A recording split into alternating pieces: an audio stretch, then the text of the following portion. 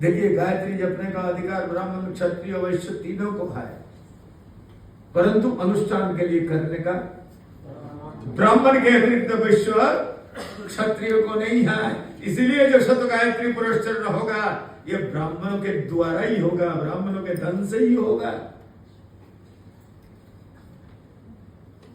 उसको शास्त्र ऐसे यज्ञ करते हैं, लिखते हैं शास्त्रकार, ब्राह्मण शरीर लेकर जन्म लिया तो उसको एक बार एक गायत्री पुरस्चरण अवश्य कर लेनी चाहिए, जिसके अंदर में थोड़ा सा भी समझदारी है।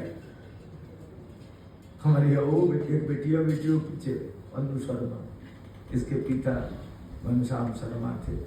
एक दिन हमको कहते हैं, पदमपुर के, एक दिन कहते हैं मैं ब्राह्मण हूँ, पंडित हूँ, जीवन में तो मेरा पुरस्चरण आगे हो। बहुत बड़े बिजनेसमैन थे और देश के नामी, उनके नाम से परिचित हुआ करता था हिंदुस्तान। कहते मेरे से तो होगा नहीं, मैं तो अकेला कर नहीं सकता हूँ, तो क्या करो? हमने कहा एक काम करो, पंडितों के इकट्ठा करो और पुरस्चरण करा लो। झट गया, कहते अभी मुहूर्त तो बताओ। फिर पता नहीं कल जिंदा रहो मर जाओ, अभी मुहूर्त तो बताओ। मुहूर्त तो उत्तरायण के बिना नहीं हो सकता है, दक्षिणायन में आरंभ नहीं हो सकता है, यही बात नहीं है। परंतु हमको ये बात तो ख्याल रखना है, मैं ब्राह्मण हूं, मैं पंडित हूं, मैं ऋषि का संतान हूं, हमारे ऋषि लोग ऐसे करते थे, हमको उस रास्ते पर चलना है, उस रास्ते पर चलना है। ये क्यों भूल जाओ? इसे भूलना नहीं। इस यज्ञ में भी